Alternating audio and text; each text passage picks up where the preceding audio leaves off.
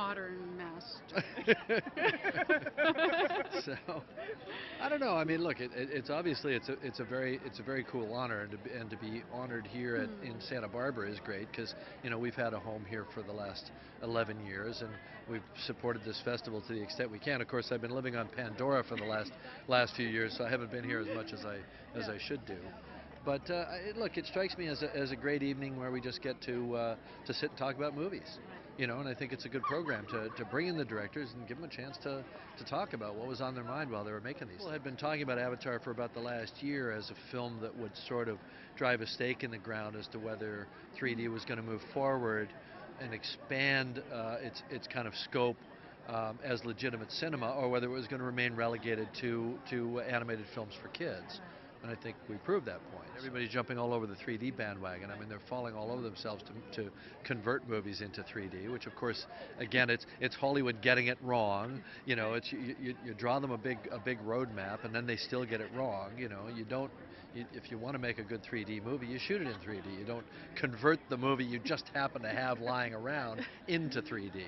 But I mean, that's sort of typical. But I mean, I think where I would be satisfied, or personally happy that there was some impact from Avatar is that if filmmakers embrace it. I mean, if legitimate A-class filmmakers say, I want to make my movie in 3D, then that'll be a huge change because we haven't seen that before. I mean, I've been working on this camera system for years and years, and we've had it ready for about 3 years now to do cinema class work, and our phone hasn't been ringing off the hook to give cameras to the Ridley Scotts of the world, but now I'm getting a really strong response from these films. I don't want to do anything if it's not hard enough. I used to joke when I started Avatar that the reason I was gone is it took me 7 years to think of something hard enough to be interesting, and then of course it came and bit us all in the butt when we were making the movie, and I had to kind of eat those words a little bit, and then it was definitely plenty hard enough. But I mean, I like challenges, and I went off to do all these deep ocean expeditions in between Titanic and Avatar, and those were plenty hard too. I like that. I like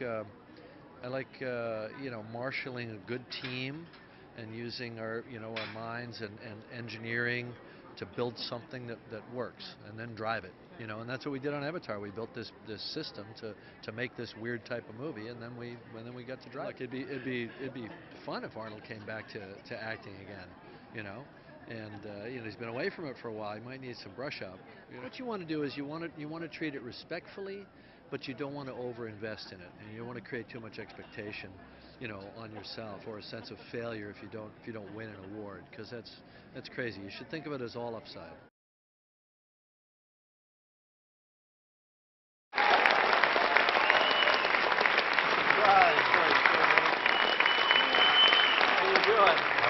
Welcome.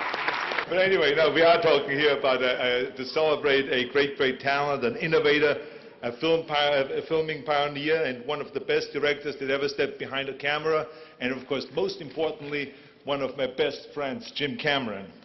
Let's give him a big hand.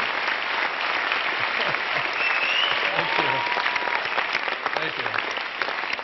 First of all, this man is really one of the greatest, and there's a lot of firsts that he has. He's the first director of a film that cost over $200 million, and he's the first director of a film that made over $2 billion, and absolutely, and he's the first director to turn a German-speaking Austrian bodybuilder into a polymorphic cybernetic organism endoskeleton American action hero. If you know what that means. As you know, Jim directed me in 3 movies, Terminator, Terminator 2, and of course True Lies. And these movies have made billions and billions of dollars worldwide. And as a matter of fact, they made so much money that all of this money together could have wiped out the state's budget deficit in no time. That I can tell you for sure. But with all the money that he made, the first lunch that we ever went out with, I paid for. Right. And he has never paid me back, so today I'm here to correct, okay? Just I want to make sure you understand that. But Jim, as I said, it is an honor to be here today and to share this great tribute and to present this award. Where's the award to present this award? And when Jim won the Oscar for Titanic, he took a line from the movie Titanic, which is king of the world. And people were laughing and they thought they must be joking, but you know, the joke is now on them. Because the fact of the matter is, you are the king. Congratulations. Here's your award. Thank you. Thanks, Arnold. Thank you. Fantastic.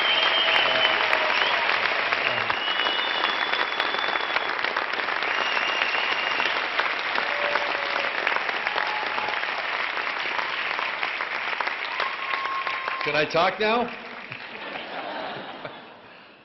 So, you know, going forward, I will look for the things that challenge me, that spark my curiosity. I don't know what it'll be. I don't know what the next film will be. I haven't decided yet. But whatever it is, it'll be a challenge. And I'll do it because I love it, because it's the best job in the world. And I have this philosophy that if you love what you do, you never work a day in your life. So, thank you for this.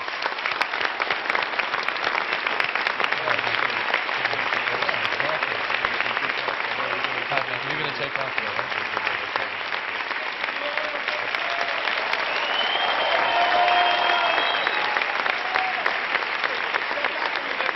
Okay.